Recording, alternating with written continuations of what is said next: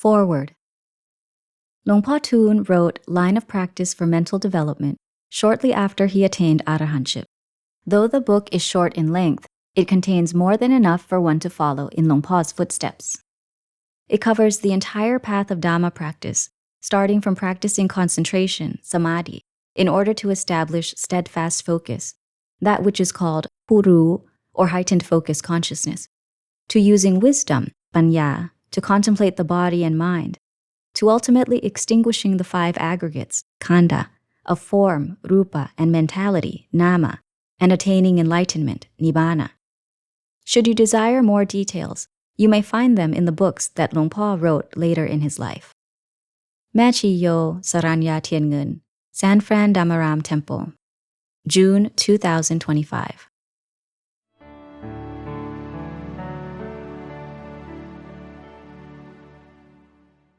Translator's note. 13 years after he attained ultimate enlightenment in 1969, Venerable Ācariya Thoon Khippapañño penned his first book entitled Line of Practice for Mental Development. That was translated into English by Machi Liz and distributed as a booklet in the 1990s. Sometime thereafter, Luang Por Thoon overhauled the majority of that text, significantly reorganizing and refining the original concepts. The result was a condensed yet comprehensive guide for Dhamma practice from start to finish. This is a new translation based on the revised version of Line of Practice for Mental Development.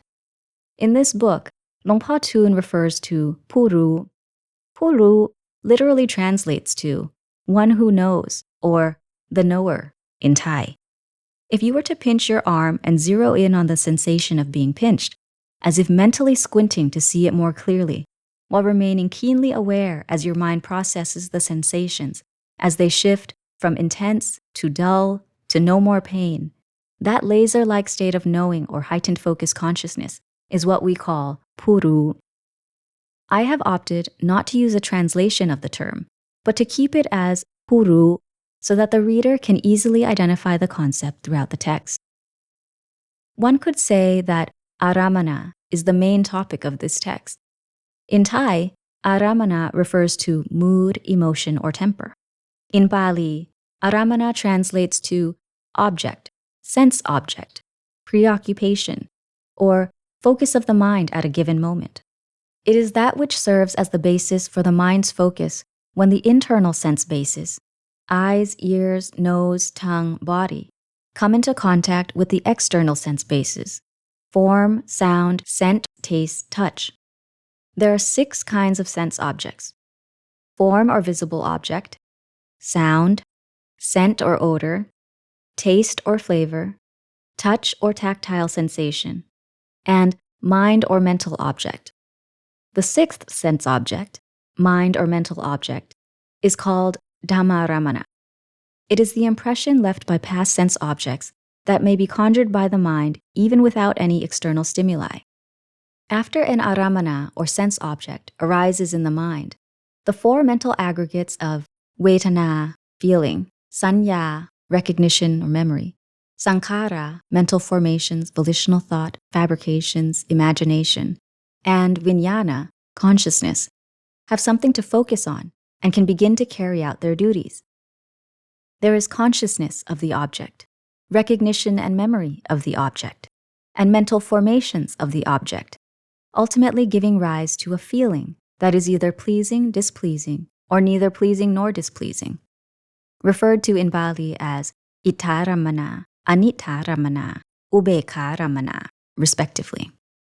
Instead of using the Pali term aramana, or its English translations of object or sense object, which might not evoke any significant meaning for many readers, I have opted to use the term preoccupation, which I feel effectively conveys the meaning of aramana in the majority of contexts. As for Pali terms like sati or sankhara, which can often take on more than one definition depending on context, I have chosen to use the English translation whenever it is possible to pinpoint a single definition, and the Pali term whenever the flexibility of more than one definition provides an advantage in understanding.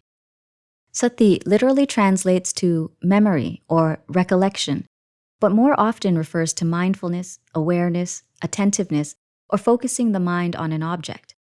Sankhara, as one of the aggregates, refers to mental formations, volitional thought, fabrications, or imagination, and in other contexts may refer to all the forces that form or conditioned things, or conditioned phenomena. The terms kilesa and tanha appear throughout this text. Kilesa literally translates to torment of the mind and refers to defilements or mental impurities that prevent beings from seeing the truth of reality as it is. Tanha literally translates to thirst and refers to craving or desire, which is the cause of suffering and that which feels rebirth. In a practical sense, kilesa is the object or embodiment of tanha. The terms defilement and desire are used in place of kilesa and tanha throughout this text. Translating Thai into English can be complicated because of the differences in sentence structure and grammar. While English typically requires subjects and pronouns, Thai does not. They may be omitted in Thai, and arahants, fully enlightened ones, in particular tend to do so, perhaps because they no longer cling to notions of ownership. For example, Luang Por Thun often refers to the mind instead of my mind or your mind. I have attempted to maintain that objective, indirect writing style characteristic of arahants throughout the text, but have added pronouns or subjects whenever Luang Por Thun does, or whenever not doing so creates too much ambiguity. One section in particular, in which Luang Por Thun describes the results of practice, was impossible to translate in one consistent point of view, because there were specifics of Luang Por Thun's own experience intermixed with indirect general statements throughout. However, this is absolutely understandable, given that it is customary for arahants to avoid speaking directly of their spiritual attainments. I acknowledge that switching between first, second, and third person point of views may be off-putting for some readers, and I hope that they can find a way to see past grammatical constructs into the fundamental meaning of the text. Another stylistic choice is that of intentional repetition. While many sentences would likely sound better condensed, doing so would eliminate the emphasis through repetition that Luang Por Thun deliberately adds to his words. Consider the difference in what you feel and how you process a phrase like, once you know suffering and see suffering, versus once you know and see suffering. Or a sentence like, birth is suffering, aging is suffering, sickness is suffering, death is suffering, versus birth, aging, sickness, and death are suffering. In extended form, you are directed to evaluate each element on its own, and that is crucial if you wish to obtain results from Dhamma contemplations. Luang Por Thun often taught that contemplating topics summarily is a major reason practice does not bear fruit, as a practitioner who does this will mistakenly assume that they already understand everything and stop thinking. Thank you, Machiyo Saranya Tiangen, for working with me on this translation. Much appreciation to Alana Dennison, Jason Connick, and John Sum for your thoughtful and timely edits. Anumotana with Sanfran Dhammaram Temple, WSF Sapan Bun Foundation in Thailand, and the many individual donors who sponsored the printing of this Dhamma book. Machi Nisha Tiangen, Sanfran Dhammaram Temple, September 2025.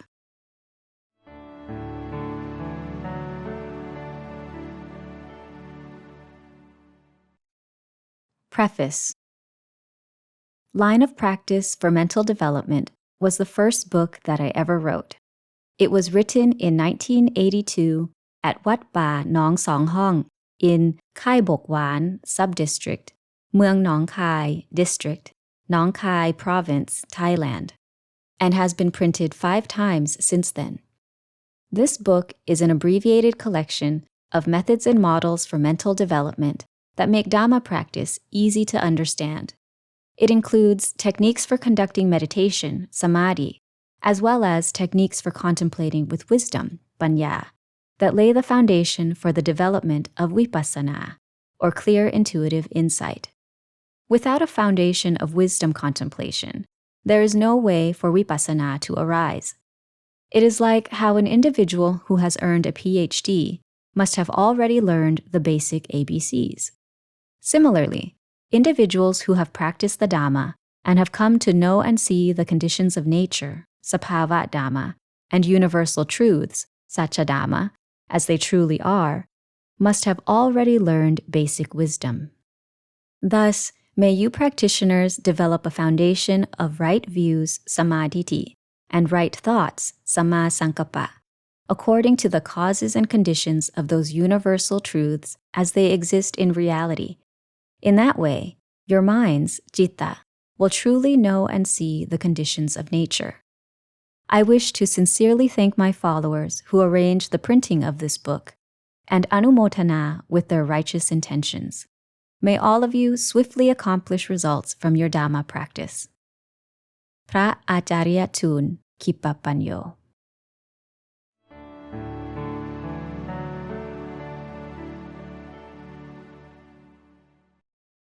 The two main principles of mental development. I will now explain the two main methods of bhavana, or mental development, samatha bhavana and vipassana bhavana. These two methods are interrelated and have the same aim, that of achieving a calm mind. The only difference lies in the method of practice. Samatha is a method of calming the mind in order to bring it to a normal state. That is, it is a method of persuading the mind to rest. There are two methods to calm the mind. 1. Focus on a preparatory phrase, Parikamma, along with breathing. Be mindful of puru, focus consciousness, and coordinate your breathing with the preparatory phrase. 2. Use puru to focus on a part of your body as a mental image, nimitta, in order to prevent the mind from wandering to external preoccupations, aramana. The principles of samatha bhavana will be explained hereafter. The principles of vipassana bhavana will be explained at the end. Each time before you practice mental cultivation, you must cleanse your mind and body and prepare a place to sit and practice. This will preemptively remove any disturbances or worries that may disrupt your concentration, thus allowing you to practice with ease. The purpose of mental cultivation is to compose the mind and return it to its normal state. There are no external responsibilities you must attend to, and no preoccupations to think about in various aspects, because you have already dwelled on them for many hours. It is now time to prevent your mind from being caught up in various preoccupations. Keep your mind in the present. Your body is here. Your mind is here. You are practicing mental development. Next, do some chanting. Whether you chant briefly or at length is up to you. Focus your mind on not being harmful toward any sentient beings. Then sit comfortably. You may sit cross-legged with the right leg over the left leg. Place your palms together and raise them up between your eyebrows. Recollect the virtues of the Buddha, the Dhamma, and the Sangha, and let them come together in your mind. Focus on breathing in long, thinking, Put. Focus on breathing out long, thinking, To. Focus on breathing in long, thinking, Tham. Focus on breathing out long, thinking, Mo. Focus on breathing in long, thinking, Sang. Focus on breathing out long, thinking, Ko. Repeat this 3 to 7 times, or more if you prefer. Then slowly place your hands on your lap. Place your right hand on top of your left. Focus only on Putto and breathe normally. Make your mind cheerful and light. Do not let your mind worry about anything at all.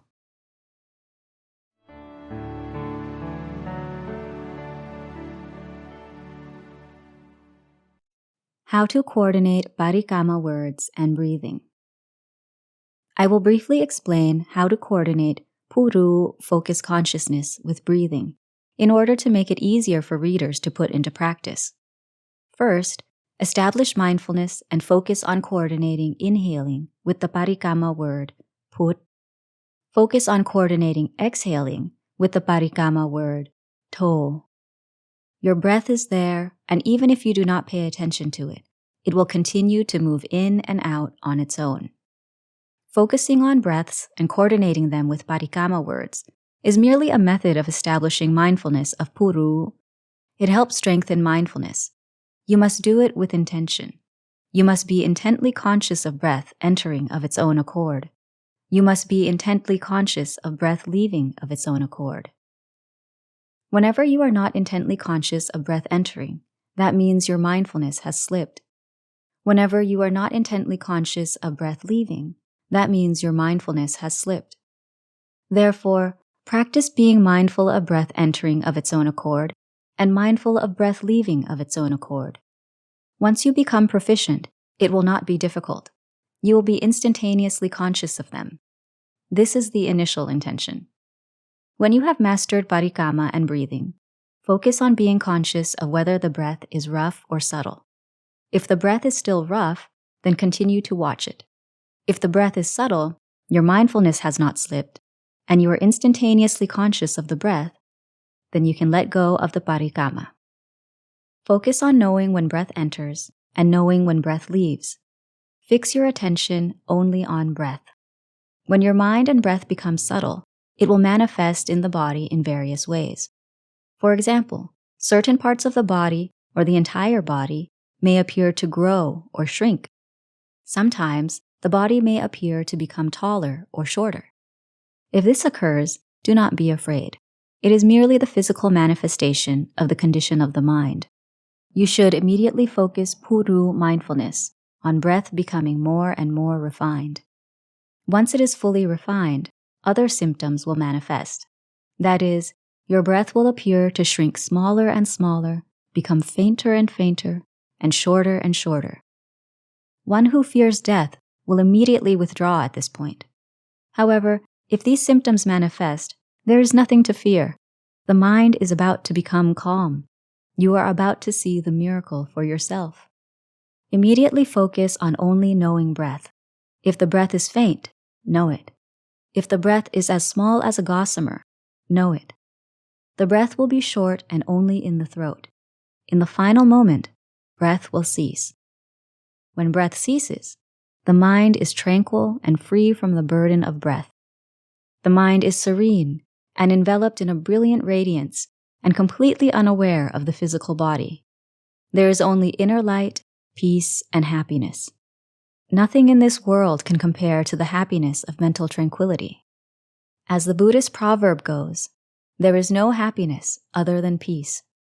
This peaceful happiness will not last long before the mind withdraws and normal breathing resumes. The effect of this tranquility will remain. Those who do not possess a foundation of wisdom will wish to continue to abide in that state of tranquility and become attached to it. Those who do possess a foundation of wisdom and have wisdom embedded in their minds will be able to contemplate the body straight away without being the least bit attached to that state of tranquility.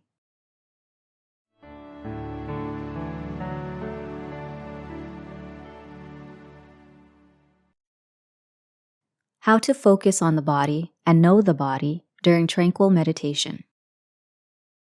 Now for how to practice tranquility, samatha, in regard to knowing the body. Your body exists, but when you close your eyes and try to look at it, why don't you see it? This is because you are unfamiliar with it, because you have never practiced before. In order to learn how to know the body, proper training is required. It will make the process easier. Suppose you are sitting right now, and there is an object that you can see. What does it look like? Is it near or far? Large or small? With your eyes open in order to see more clearly, focus your mind on the object. Then, slowly and gently close your eyes. Keep your mind's knowing firmly focused on that object. Even when you close your eyes, you are merely covering your eyes with both eyelids, but the eyes knowing remains focused on seeing that object. Even with your eyes closed, you can still reach out and grab that object, and do so with precision too. This is how to train the mind to know the body. When it comes to seeing the body, you must select a part of the body that is easy for you to see and use that as your basis for training. It can be any defect in your body that can be used as a mark. Remember the chosen defect well and keep your mind focused on it. Do not allow your mind to stray. Use that defect as your basis. Do it often and your ability to focus will become more skilled. However, be careful not to let inhaling, exhaling, or parikamma words interfere with this process. Though your breaths are still there, they are insignificant. Do not pay attention to them. Keep your mind trained only on the part of the body that you are focusing on. Your mindfulness isn't strong enough yet, so do not attempt to focus on knowing the body as a whole. At first, you should focus only on a small point, as big as your thumb. Then, when your mindfulness becomes stronger, the scope of knowing will expand on its own, just as light expands its brightness. If you focus on the body and see the part of the body that you are focusing on, and you see it clearly and know it clearly within your mind, the part of the body that you are focusing on will expand more and more. If it doesn't expand, you can use your mind to make it expand.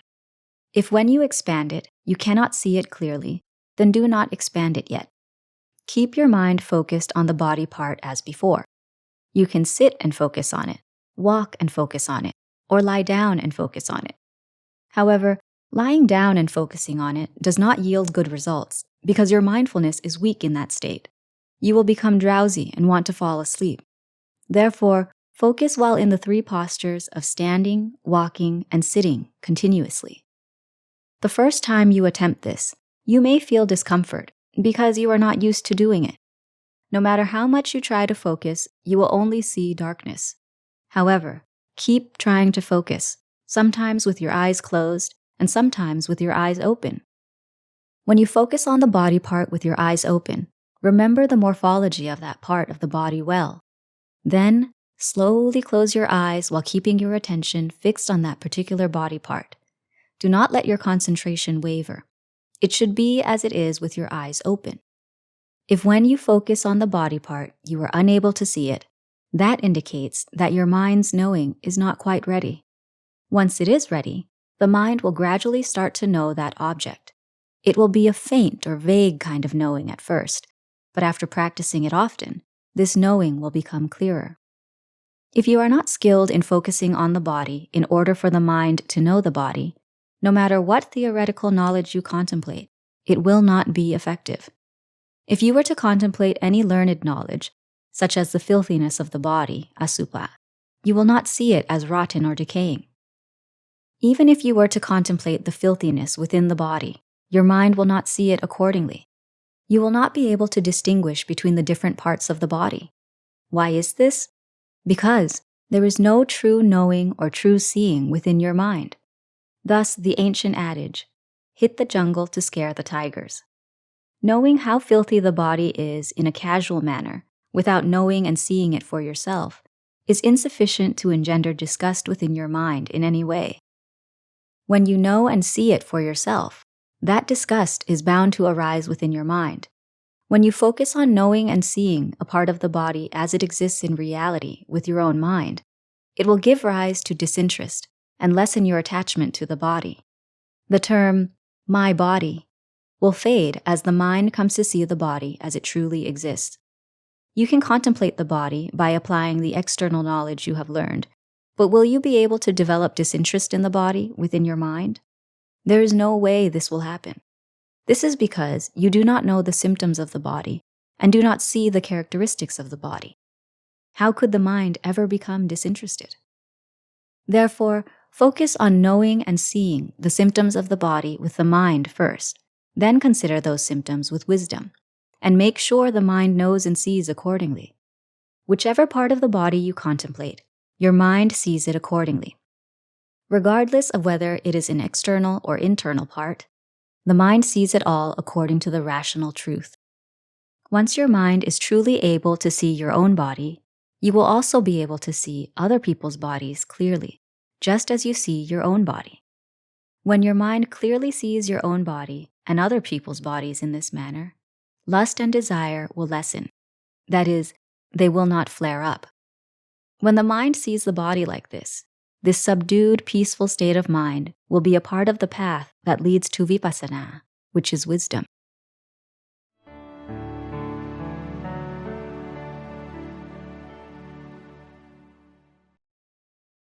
How to discern which principle of mental development to start off with. In order to discern the proper principle to apply in mental development, you must first recognize your current state of mind. Suppose you are sitting in mental cultivation. Whether you practice tranquil meditation, samatha, or practice contemplating with wisdom, paññā, you must use your state of mind as a guide for mental cultivation. If your mind prefers serenity, you should practice tranquil meditation. It would not be suitable to contemplate with wisdom. But if your mind prefers to think about various matters, you should contemplate with wisdom. It would be futile to compel your mind to be calm. Suppose you wanted to rest and someone was making noise and disrupting you. It would be counter to your mind's needs. Or suppose you wanted to work or play and someone forced you to rest. You wouldn't want that either.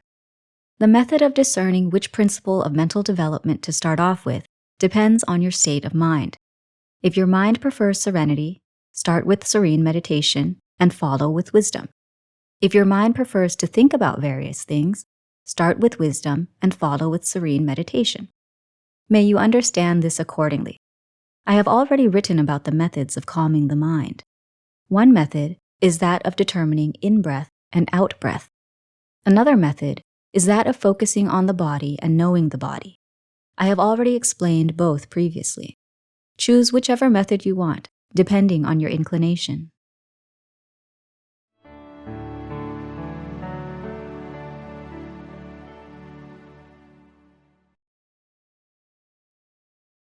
Contemplating the relationship between the body and mind. Next, I will explain how to use wisdom to coordinate the body and mind. Using wisdom to contemplate the body and contemplate the mind in relation to the mind's aramanas, or preoccupations, will enable the mind to know and see the harmful consequences of the body and the harmful consequences of the mind's preoccupations. This is because the mind subsists on mental preoccupations. Whatever preoccupations they may be, they all arise in the mind. Evil preoccupations, good preoccupations, preoccupations of love, and preoccupations of hatred all exist in the mind. Preoccupations of greed, anger, and delusion also exist in the mind.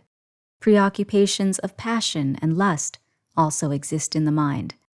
Whatever the preoccupation may be, once it arises in the mind, discern what it is in order to contemplate with wisdom in a manner appropriate to that type of preoccupation. Use wisdom to point out to your mind the harmful consequences of that preoccupation, so that your mind knows and sees those harmful consequences each and every time. Whatever preoccupation it may be, once it arises in the mind, it causes the mind to stumble every time. This is because the mind is like a theater. Defilements, kilesa, and desires, tanha, choose which movie to play for the mind. Whichever movie is selected, the mind will always sway in the direction of that narrative. Suffice it to say that whatever preoccupation arises in the mind, it never goes to waste. There are funny and exciting stories, stories of grief and loneliness, stories of killing with various weapons, and stories of competition and taking advantage of others.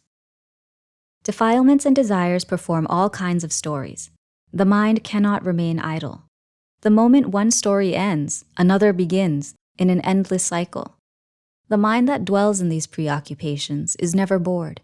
It spins around and around, not knowing whether the preoccupations are new or old, as they are all jumbled up in the mind. You do not know whether the preoccupations are from the past, future, or present. They are so tangled up, you cannot tell where they start or end. The mind that is enveloped by ignorance, avijja, does not know that those preoccupations are suffering, does not know that preoccupations are the cause of suffering, does not know how to extinguish suffering, and does not know how to practice in order to extinguish suffering. That is why it is called a deluded mind.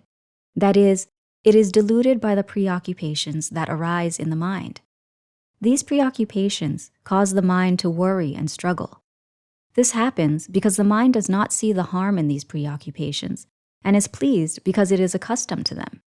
This familiarity with those preoccupations causes the mind to become inattentive because there is nothing to point out and warn the mind of the harmful consequences.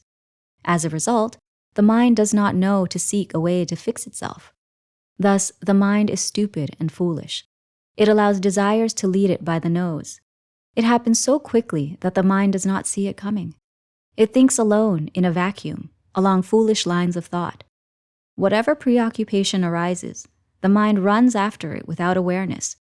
This, in turn, creates the causes and conditions for the mind to experience preoccupations of failure and depravity, because the mind does not know the reality of those preoccupations that arise.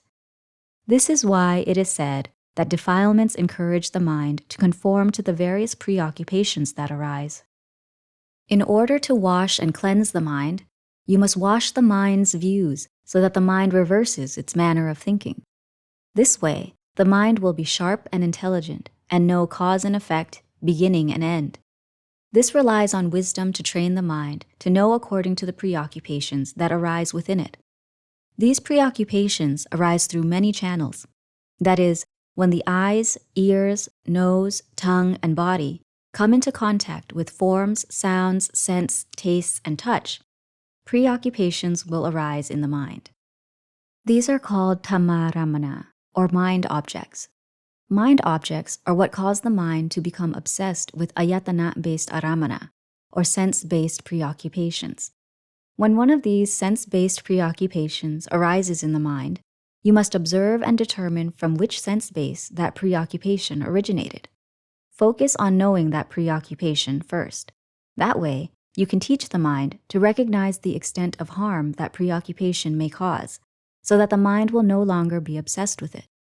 It is these sense-based preoccupations that arise in the mind that cause practitioners of mental development to stumble. This is because practitioners do not know how to fix them. Just as the bamboo tree meets its demise because of the seeds that arise from the tree itself, so does the practitioner of mental development meet their demise because of the preoccupations that arise within their own mind. When these preoccupations arise within the minds of those who are not wise, they will never disappear from their minds. Tranquil meditation, samatha, cannot be used as the sole basis of practice because tranquil meditation merely calms the mind. It cannot be used to cast off defilements. Even if the tranquility is so refined that it reaches the level of meditative attainments, jhana samapatti, whether it is material absorptions, rupa jhana, or immaterial absorptions, arupa jhana, it will merely suppress the defilements for days at a time. It is like a rock sitting atop grass. It smothers it temporarily, but don't forget that even small roots can creep into crevices within the rock. When the time is right, those roots will be able to push through the rock and cause it to break apart into smaller pieces. The same is true of using tranquil meditation to suppress preoccupations. One day, when you aren't paying attention, those preoccupations will explode within the mind. There will be no good left to be found in the mind, as it will have become a worthless mind, rotting day and night without any standpoint, awaiting ultimate devastation. In the end, all there is left to do is put down your alms bowl and robes and smile graciously as you say, "I have run out of ordination merit. Please excuse me. If I remain a monk, I'm afraid I will sin and cultivate bad karma." If this happens, then may the lay people prepare a bed, pillow, and a mat to welcome you. They can lay the mat anywhere suitable. It can be outside, inside, or anywhere. It's up to them. Soon, they will get to escort someone who has run out of ordination merit to seek merit as a layman. Sometimes, by becoming a layman, you might cultivate enough merit to return to the cloth. This is what the author has experienced. I am writing this as a preventative measure, because by writing this, I will be conscious of my writing and more or less ashamed to face the reader should I fall down that path. This way, I will protect myself by not practicing meditation one-sidedly. Instead, I will be wise and contemplate with wisdom in order for my mind to be sharp and able to fix the preoccupations that arise within my mind. It is this mental sharpness that serves as a path for practitioners to escape from the mouth of the hawk, as in the saying, "Knowing how to dodge is a wing, knowing how to avoid is a tail." The mind must be sharp in order to fix the problems that arise and awaken the mind in order to extract itself from its association with sense-based preoccupations. Just as the tip of the needle guides the needle and thread to join together in the fabric, sharp wisdom leads the mind to be intelligent and allows it to have comprehensive and expansive knowledge of the preoccupations that arise within the mind. This knowledge is precise. Absent this mental sharpness, Even if you contemplate with wisdom, it will not bear fruit.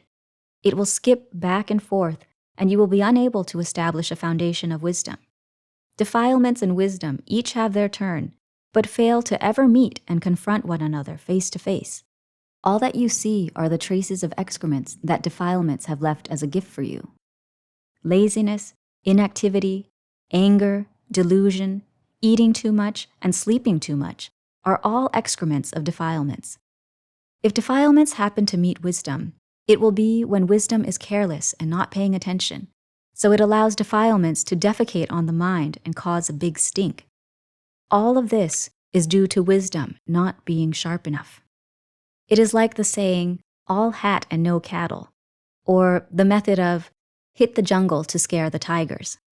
This is pointless, rambling wisdom. Why should defilements be afraid? If it were wisdom stemming from the sharpness of the mind, defilements would cower and find it difficult to make their way into the mind. This is because defilements like to dwell in dark places. Whenever the mind is dark, defilements reveal themselves. If there is wisdom to illuminate the mind, and there exists both comprehensive knowledge and expansive knowledge within the mind, it will be as the Buddhist proverb, Nati panya sama apa. There is no light like wisdom. This is what the light of wisdom is like. That wisdom is your own wisdom. The reason it is said that one is one's own refuge is because one's own weapons are one's own wisdom. Wisdom is the ornament of the wise man and is the sharp intelligence of those who will attain release from this world. Just as mirrors are useless for blind people, knowledge is of no use to those who lack wisdom. Wisdom does not exist in those who do not think. Discernment is absent in those who lack sharp intelligence. That is why they call it abundant wisdom or good wisdom. You may understand what abundant wisdom is. However, good wisdom can be good whether there is little or much of it. The sharpness of the wisdom is the key. Practitioners of mental cultivation realize this and endeavor to develop this sharpness within their minds. The term vicakkana refers to this sharpness. It serves as the cause that enables you to be aware of sense-based preoccupations at any given moment.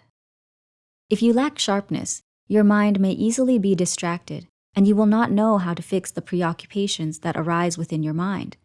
Consequently, you let defilements and desires drag you along pleasing preoccupations. Suppose a preoccupation that arose in the past gives rise to a preoccupation of the future, and that in turn generates a present preoccupation. The mind will sway and swirl according to various preoccupations without any end in sight. For example, the eyes come into contact with some form, and a preoccupation arises within the mind. You draw a mental picture of the past or of the present in your mind, and imagine that form in various scenarios. The more you imagine, the more your mind clings to it. The more the mind is attached to that supposition, samuti, the more defilements expand. Mental formations, sankhara, immediately begin to work. Mental formations will operate only with supposition at the forefront. If supposition did not exist in the mind, how would mental formations operate? Mental formations merely provide support for suppositions to expand in order to manipulate the mind into attachment. Just as a spider creates a web and gets stuck in it, the mind gets stuck in suppositions and mental formations. If suppositions have been established and mental formations have not been formed, then those suppositions will gradually fade on their own. If mental formations have been formed and no suppositions have been established, then those mental formations will immediately shrink. Whenever suppositions and mental formations join hands, there is a flare-up of pleasing preoccupations in the mind as a result of that collaboration. This is how ignorance and delusion arise in the mind. The mind that is infatuated with and deluded by mental formations is deluded by this collaboration. The mind revolves around the cycle of rebirth, vata, and inhabits various small and large existences, bhava, because it is deluded by preoccupations stemming from suppositions and mental formations. The mind is pleased by sensual pleasures, kamaguna, because of these preoccupations. The mind experiences sadness, grief, and tears because of these preoccupations. The mind experiences frustration, resentment, lamentation, regret, hurt, and various dangers because the mind is deluded by these suppositions and mental formations. As the proverb says, Piya rupang sata rupang. Desires arise from that which is tempting and pleasurable. Pemato chayati soko. From fondness there arises grief. Ratiya chayati soko. From delight there arises grief. Kamato chayati soko. From pleasure there arises grief. Tanhaya chayati soko. From desire there arises grief. Piyato chayati soko. From love there arises grief. Piyato chayati payang. From love there arises fear. Piyato vipamuttasa nati soko kutto payang. For one who is free from love, there is no grief. How is there fear? The sea is not satisfied with all rivers, nor is the mind with its preoccupations. This is because the desires within the heart are infinite. Whenever there is a flare-up of any preoccupation in the mind, there must be a method to restrain that preoccupation. Those who are awakened do not see fanciful preoccupations. Just so, the mind that is sharp, possesses mindfulness and wisdom, and is self-aware, does not see precious preoccupations that have already passed. Just like an ant stuck in honey, so is the mind stuck in preoccupations.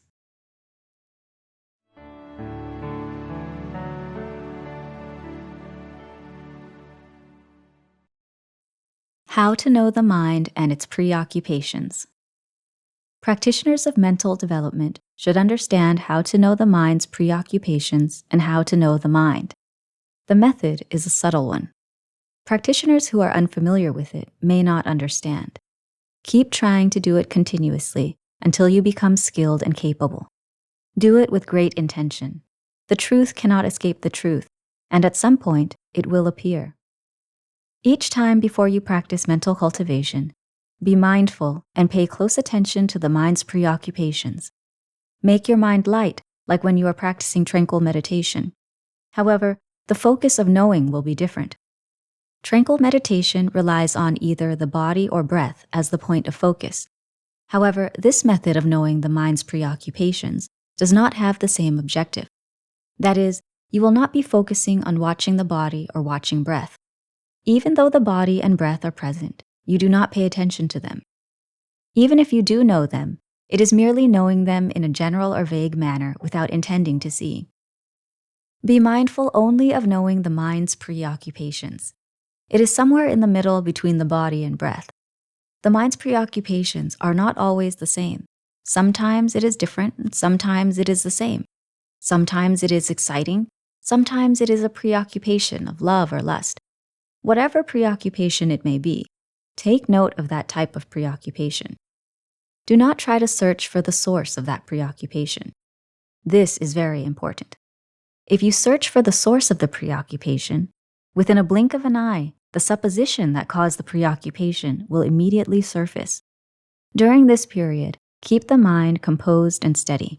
If you send the mind out to find the source of the preoccupation, it will flare up within the mind, and the supposition that ignited the preoccupation will eclipse the mind. This is a special warning to practitioners. Do not think to bring the cause of the preoccupation into your mind, even if it is a preoccupation about love, lust, pleasure, or anything else that is agreeable. These preoccupations are the result of a cause, that of supposition. This is because suffering results from craving or desire. Once you know suffering and see suffering, you will then be able to find a way to extinguish the cause of suffering. Once you know and can pinpoint the supposition-based preoccupation, you will be able to find a way to counterbalance and eradicate that supposition thereafter. This method is merely a method of knowing supposition-based preoccupations. If you do not catch them, they will flaunt themselves with vigor in the mind, and it is these supposition-based preoccupations that are the weapon of choice for defilements, desires, and ignorance. Once you have successfully seized the weapons from defilements, desires, and ignorance, they will be without a weapon, making it easier for you to use wisdom to attack them. Therefore, once you are able to seize the supposition-based preoccupations, the preoccupations that are seared by sati, mindfulness or focused attention, will gradually shrivel and shrink until sati can no longer perceive them in the mind. No preoccupations can resist sati. Regardless of whether they are preoccupations of lust or preoccupations of love and sensuality that are considered extreme and dangerous, if they are seared by sati in the right spot, they will gradually fade away. This is why sati is considered taba Dhamma, that which burns like fire that dries up water. Sati burns supposition-based preoccupations in the same manner. Let me re-emphasize.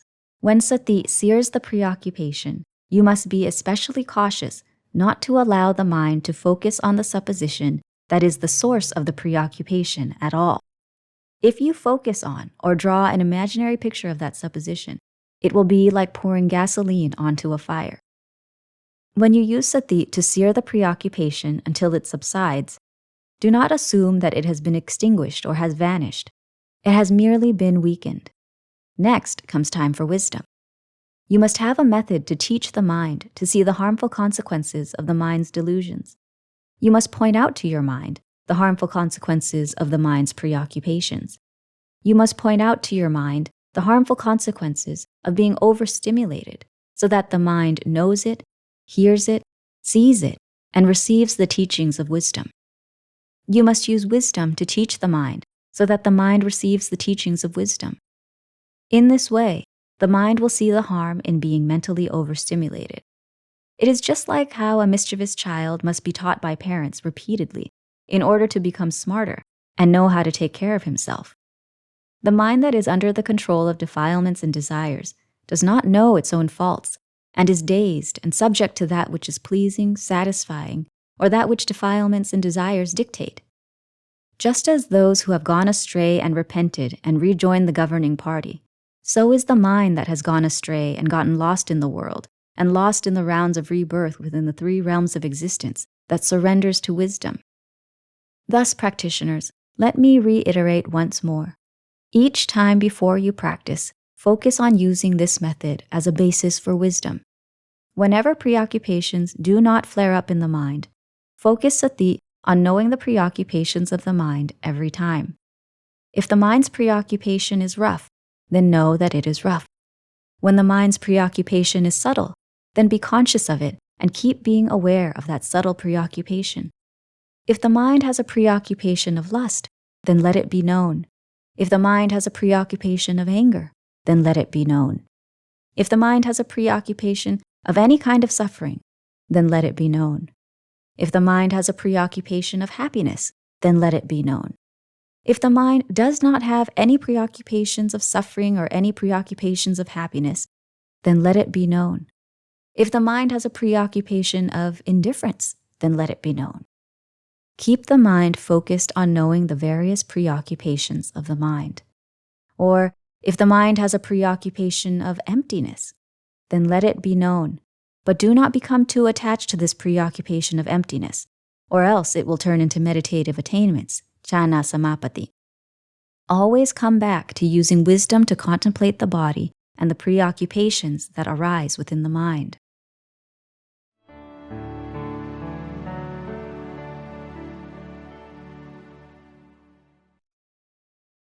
Contemplating the body and the mind's preoccupations. Next, I will suggest ways to use wisdom as a guideline. Wisdom to contemplate the body and to contemplate the mind's preoccupations fall under the same system, that is, the mind. When it comes to contemplating the body, you must use your body as the basis.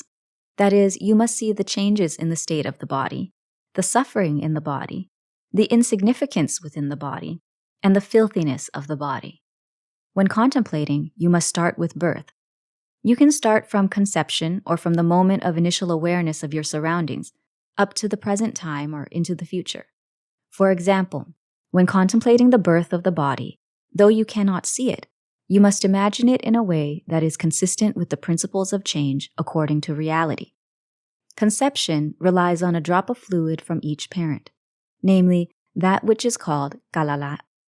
Then it transforms into a lump, then into blood, and then clumps together into a blood clot called kana. Thereafter, it splits into 5 branches, 2 arms, 2 legs, and 1 head. Then there are fingers, toes, eyes, ears, a nose, a tongue, and a body. Other organs develop and rely on the warmth within the mother's body. The child's physical body matures, and when it is time, it will emerge from the mother's womb. During the period when it is in the mother's womb, there is no breathing. There are 3 types of people who are alive but do not breathe. 1, a child in the mother's womb. 2, a diver. 3, one who has entered Nirota Samapatti. When the child emerges from the mother's womb and is exposed to outside air, the body continues to transform until it reaches childhood and adolescence. The body continues to change at each stage of life until the present time, and ultimately the final stage of death. This is just a cursory explanation, only enough to provide a general storyline. Contemplate with wisdom according to the sequence of events I have explained above. I would like to reiterate the principles of wisdom and the principles of the present so that you may understand the events of the past, present, and future. I have provided a brief example for practitioners of mental development to use as a model for contemplation. I would like for practitioners to rely on themselves as much as possible. From birth to childhood, it is only necessary to know the changes in the body to see that it is all impermanence and suffering in various ways continually up until the present time. Practitioners must use this present existence as the main basis. Start from the present existence of the body in order to understand how the body came into being, how the body continues to exist, and how the body expires. This is so that you do not cling to the body. As for the mind's preoccupations, whether they are preoccupations of lust, desire, greed, anger, delusion, or any other type, they all exist in the mind and converge in the mind. They are expressed according to age and in different magnitudes. A child expresses their preoccupations in a certain magnitude. Young men and women express their preoccupations in another magnitude. The middle-aged and elderly express their preoccupations in yet another magnitude. It is santati, continuous up until the present. As a result, the mind is deluded by the preoccupations that arise in the mind. It is these mental preoccupations that make the mind wander and get stuck in various existences without ever being bored. The mind is pleased to be reborn again and again because it does not know that birth is suffering. It believes one-sidedly that birth is happiness. It is like how a nearsighted person cannot see far. If only when danger nears does that person reach for a weapon to protect themselves, how can they do so in time? Likewise, the mind is short-sighted, and the consequences are bound to manifest as tears. As for inside the mind, that goes without saying. It's obvious.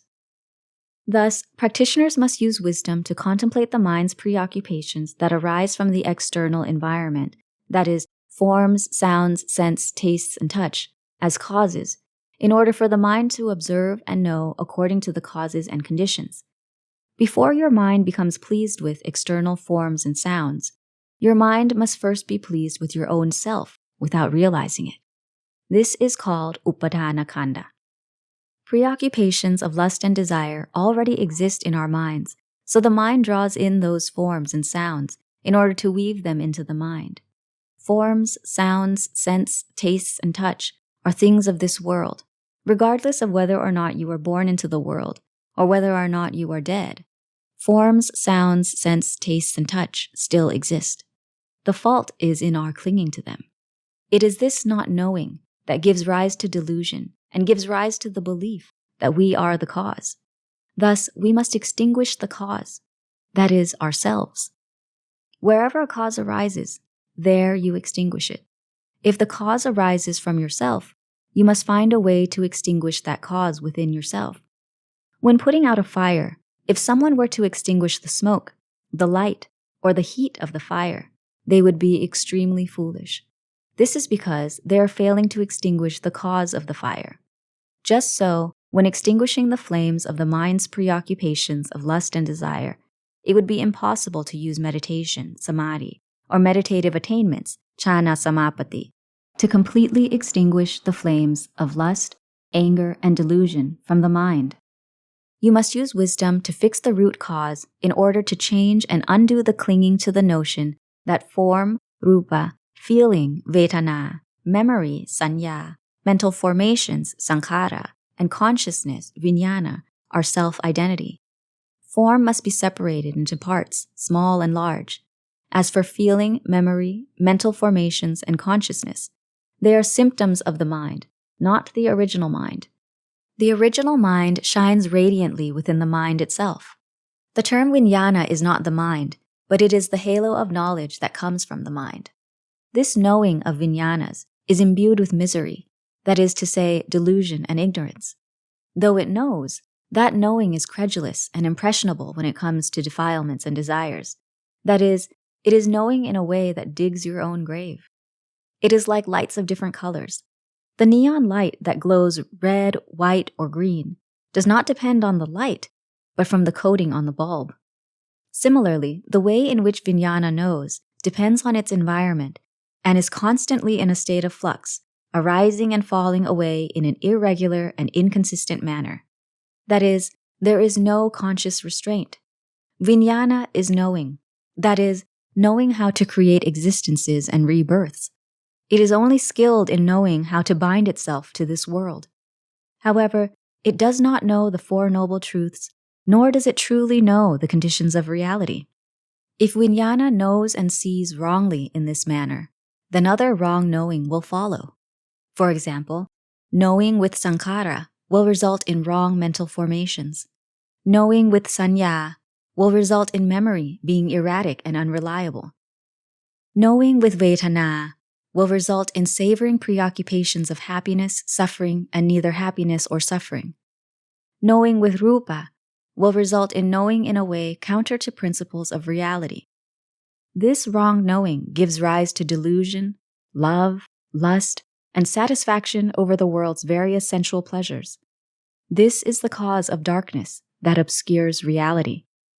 This is what is called avijja, the absence of knowledge, and moha, delusion.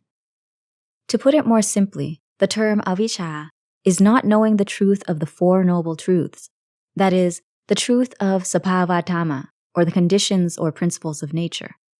Use wisdom to contemplate according to principles of reality in order for the mind to develop vijja, true knowing from wisdom in accordance with the truth of reality. Vijja within the mind will consequently be luminous, comprehensive, and expansive within the mind. This is precisely how wisdom is used to train the mind's preoccupations so that the mind becomes illuminated. It is like turning on a light in a dark place. The darkness will disappear by itself. Likewise, when knowledge and brightness arise within the mind through wisdom, the mind's darkness will disappear by itself. Use wisdom to contemplate the symptoms of the body, the characteristics of the body, and the arising, remaining, and passing away of every part of the body, both inside and out, for both yourself and others, so that they fall under the same conditions of being. That is, being subject to change from conception to old age, being subject to suffering that arises within the body from the very start up until suffering in the present time. Use wisdom to reject the notion that this body belongs to you. It is only a temporary residence. After some time, you will go separate ways. These are the basic and simple principles of mental development. As for wisdom that is more comprehensive and wide-ranging, and the methods that are to be used, I will leave that up to each practitioner. Most crucially, whatever part of the body you contemplate, it must become clear to you. Whether you contemplate at a slow or fast pace is up to you. If a practitioner's mindfulness isn't fast enough and isn't strong enough, they should contemplate with wisdom slowly in order to focus on knowing and seeing the characteristics of each part of the body. Let the mind concentrate on knowing accordingly, and the mind will not be disturbed by other things and will instead remain with the body and know it at all times. This is how concentration, samadhi, implicitly supports wisdom. If you contemplate the body for a long time and the mind becomes bored of contemplating, then stop contemplating and instead focus the mind on being calm. Make the mind light and focus on being mindful of knowing breath so that the mind can rest, the mind will get to recharge and have the energy to support wisdom in its future contemplations.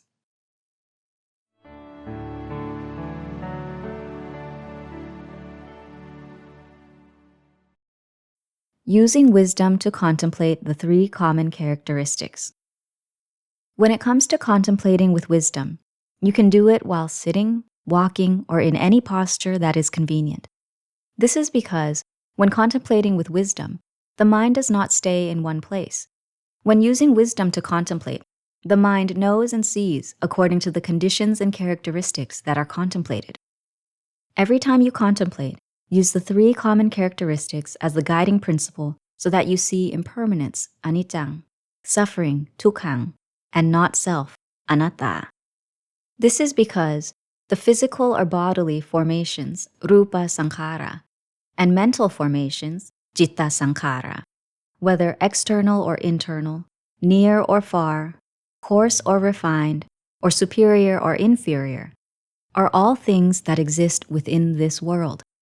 Contemplate them so that they correspond to the same characteristics of impermanence, that which is difficult to tolerate, and how there is nothing that belongs to us even in the least bit. This is how to destroy the cause. When you examine the cause, you should know it and see it in order to prevent the mind from clinging to the notion of me and you any longer.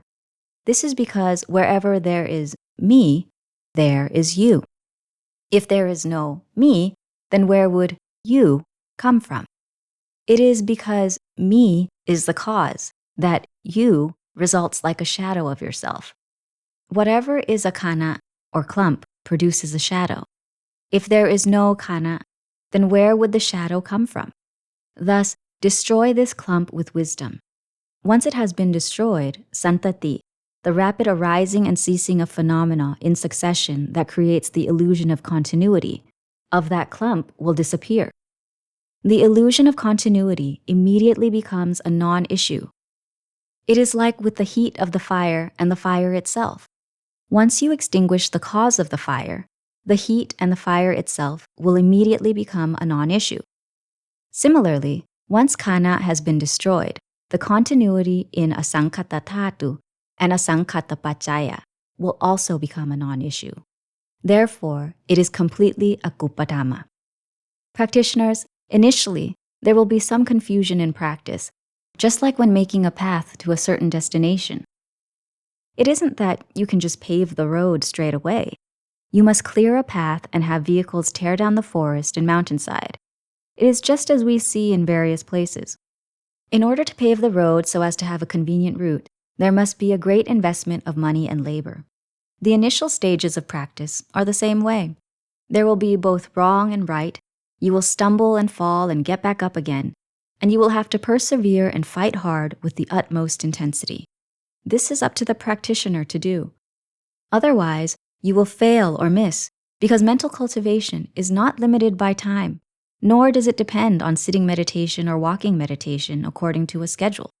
Rather, it depends on the determination to always be conscious and aware. When you wake up in the morning, be mindful.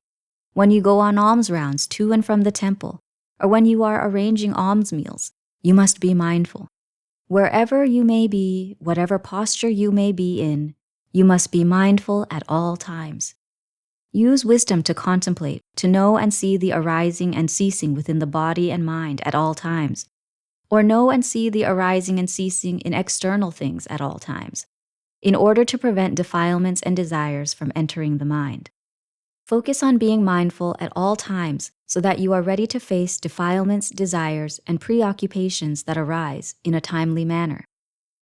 One thing to be cautious of is conversation, as it is a scheme of defilements and desires. Aside from when discussing the Dhamma, people tend to be careless and talk in a way that sets fire to themselves and others without realizing it. By the time they do realize it, they've exhausted themselves. Some groups lack the wisdom to be conscious of themselves at all. They say they want peace, but keep talking to this person and that person. This is not how true practitioners behave. It wouldn't be wrong to call them bad practitioners. They do not have any consideration for others whatsoever. Others wish to put forth effort in sitting meditation and walking meditation and dwell in serenity in private. Yet these so-called practitioners make various sounds that annoy others.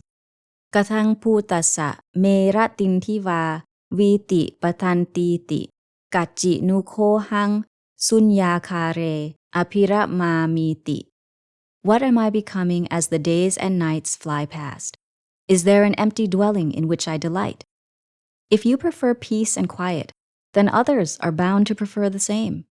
When you do or say something, consider how others would feel about it. Those who hope for the greatest benefit should be reserved, should not be arrogant, and should behave like a sword in the sheath. It is like Mahakachayana said, one with eyes should be as if blind, one with ears as if deaf, one with wisdom as if mute. You should isolate your body and mind from noise and any disturbances. Practitioners should be aware of how to isolate themselves and retreat in order to hide away and facilitate self-healing. This way, practitioners will not be heedless in various situations, nor draw attention to themselves, no matter what society they find themselves in. Just like a measly crow living among a flock of swans, there is no one guarding or protecting you, so you have time to yourself and may practice mental cultivation wherever and whenever you so desire. In this way, your mental progress will creep forward quickly. This technique can also be used on a more personal internal basis in order to retreat from preoccupations that arise in the mind from sense contact. Even if you see forms or hear sounds, you will know how to be as if blind, deaf, and mute, and not cling to those forms or sounds. When those forms and sounds disappear, the mind does not have preoccupations of attachment to them. The mind's focus isn't diverted or assured by those forms and sounds at all. If there aren't any preoccupations of forms, sounds, scents, tastes, or touch to disturb the mind, mental cultivation practice will flourish. It is like planting trees for the benefit of fruit. If you prevent caterpillars and worms from hiding in and eating the trunk, prevent fungus, mold, ants, or insects from destroying it, and plow the soil, add fertilizer, and water it frequently, the tree will thrive and produce fruit.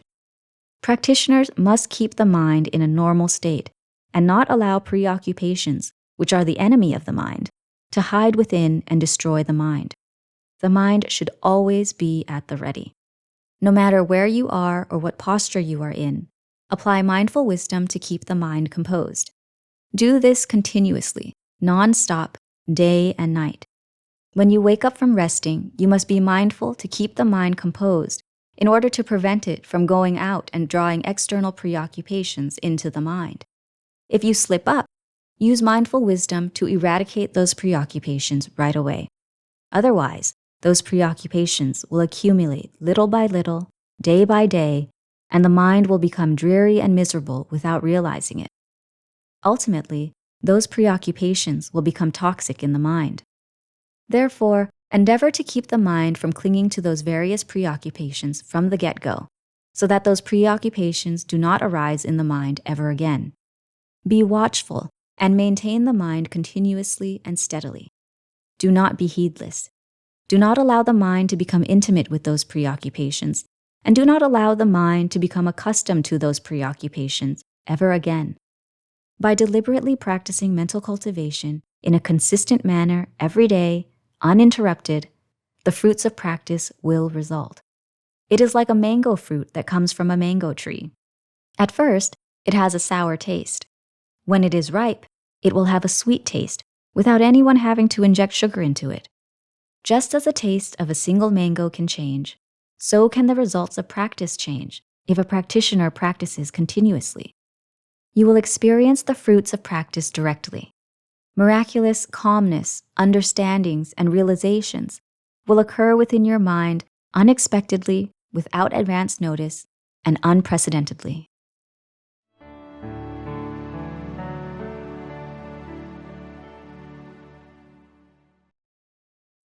How to practice in accordance with the path to noble fruitions. The aforementioned miraculous calmness will radiate from the mind within a short period of time, and you will know that the mind has achieved complete calmness. This calmness will be quite different from any other type of calmness. All preconceived notions and attachments, upadana, will become null and void. There is not even the slightest bit of power in the mind. The 5 aggregates, khandha, and sense bases, ayatana, will become insignificant.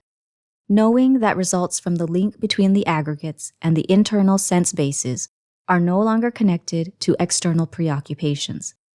Knowing through the eyes, ears, nose, tongue, and body is disconnected from forms, sounds, scents, tastes, and touch. Basically, they cannot connect. The physical aggregate of rupa, as well as the mental aggregates of vedana, sanya, sankhara, and vijnana, all exist separately and peacefully. None of the aggregates operate. There is no savoring of preoccupations or mental fabrications within the mind. There is no knowing of external arising and ceasing. Consciousness of knowing exists deep in the mind, but it is consciousness that is isolated. It is like living in a different world, completely unrelated to the world that you used to live in. When the mind cannot think, knowing through vijnana completely ceases. It is a state of consciousness absent worldly meaning.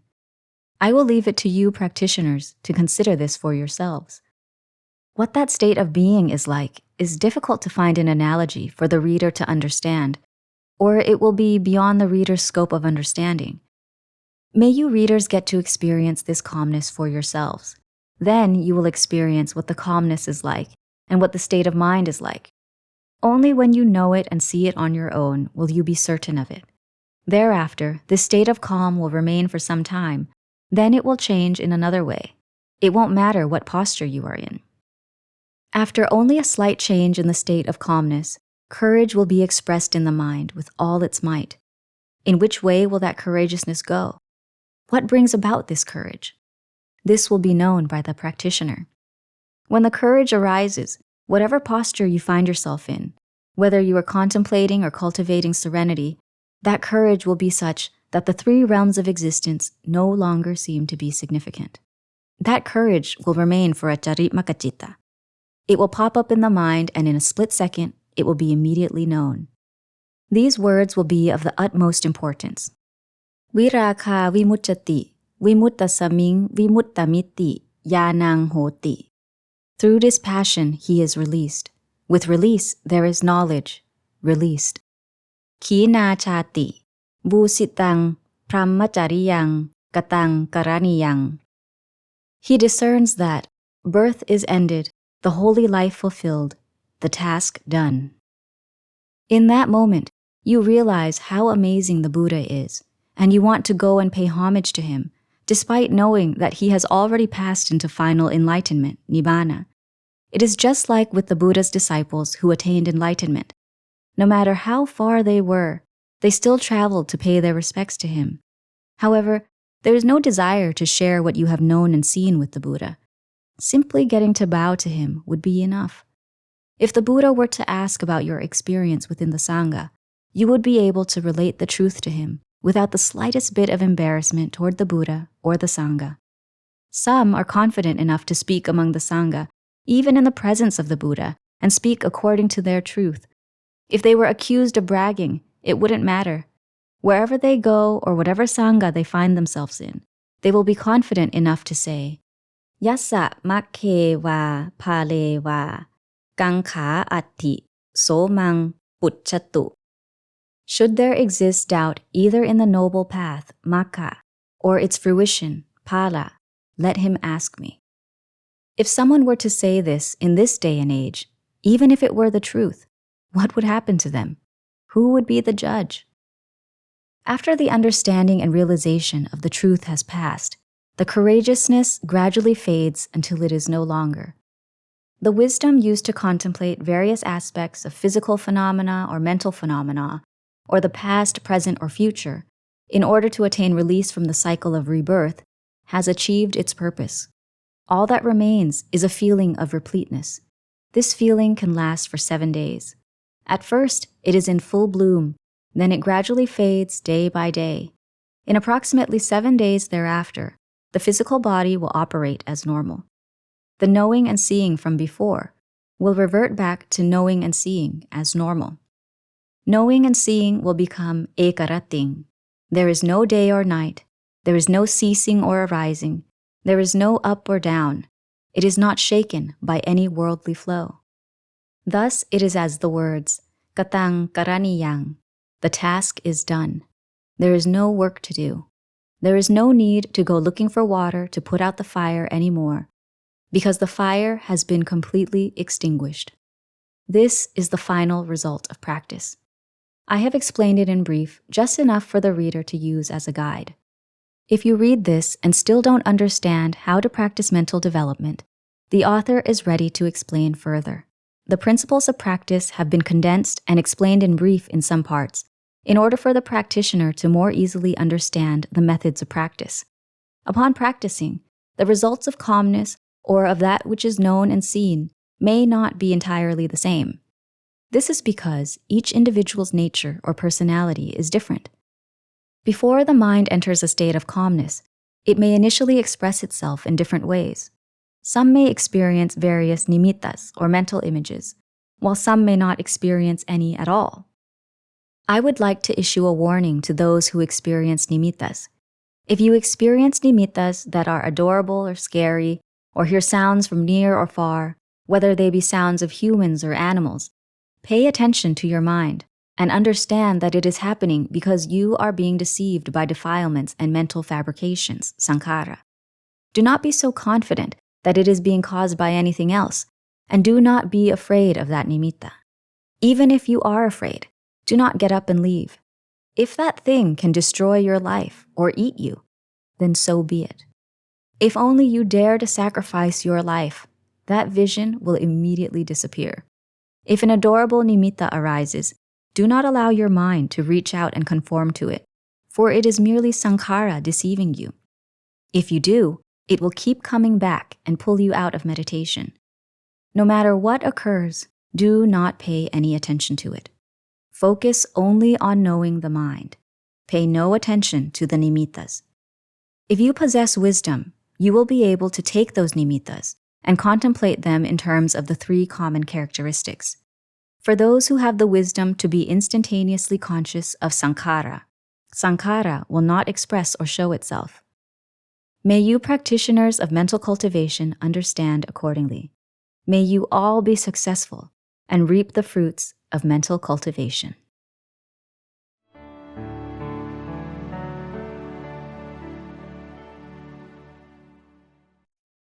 About the author. Venerable Ācariya Thoon Khippapañño, Thoon Nonrusha, was born on May 20th, 1935 at Nong Khaw Village, Bua Khaw Subdistrict, Mueang District, Mahasarakham Province, Thailand. He was the fifth of Utta and Chan Nonrusha's 10 children. At the age of 27, he left his family to ordain as a monk in the Thammayut order. On July 27, 1961, he took ordination at Wat Pothisompon in Udon Thani, with Prat Thammajedi, Jum Pantulo, serving as his preceptor. In his early years, Venerable Ācariya Thoon set out on Tudonga at various forest destinations and practiced the Dhamma until he profoundly realized and understood according to the truth. He studied under Venerable Ācariya Khao Analayo of Wat Tham Kongpen in what is now Nong Bua Lampu Province. After having been ordained for 8 vasas, Venerable Ācariya Thoon attained arahantship in Pa Lan Village, Doi Luang District, Chiang Rai Province. Venerable Ācariya Thoon Khippapañño dedicated his life to the proliferation of the Buddha's original teachings both in Thailand and abroad. Venerable Ācariya Thoon's teachings are distinctive in that he emphasizes the importance of starting Dhamma practice with right view, samma ditti, and wisdom, paññā. His style of Dhamma practice is unique in that it enables lay people to effectively practice in everyday settings and achieve a level of enlightenment, as he himself attained the first level, Sotapanna, as a layperson.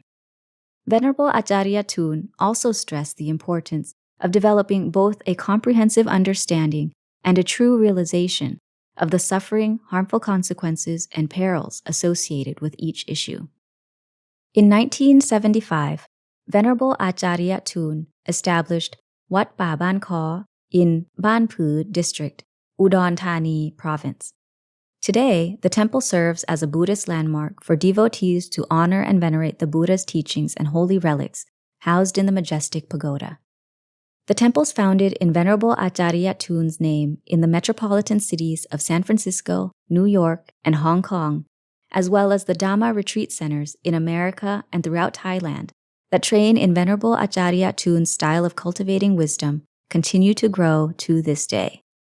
Over the course of his lifetime, Venerable Ācariya Thoon authored over 20 books, including his own autobiography, and produced various forms of media so that Dhamma practitioners from any walk of life could easily access the Dhamma. In 1990, Thai royal princess Pratep Ratana Ratchasuda honored Venerable Ācariya Thoon with the Sao Sema Thamachak Award for his outstanding literary contributions to the Buddhist religion. In 2006, King Bhumibol Adulyadej of Thailand conferred upon Venerable Ācariya Thoon the clerical title of Venerable Paññāภิsārn Thera. On November 11, 2008, Venerable Ācariya Thoon passed away at the age of 73 due to pneumonia and lung tumor complications. As only happens with arahants, Venerable Ācariya Thoon Khippapañño's relics formed on the day of his cremation ceremony.